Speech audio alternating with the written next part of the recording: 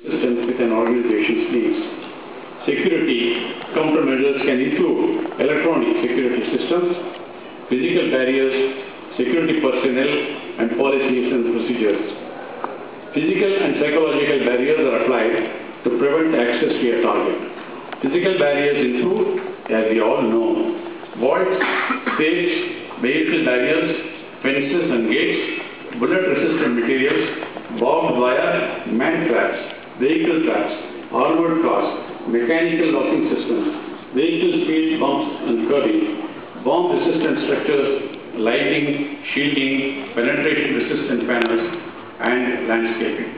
Security personnel perform a variety of duties including the operation of electronic systems, manual control of fixed post duties, and roving patrols. Most guard operations are designed to observe events and report incidents to law enforcement authorities. In some cases, officers are armed and trained to intervene in events. Corporate security is a major issue currently facing companies in India and all over the world. It's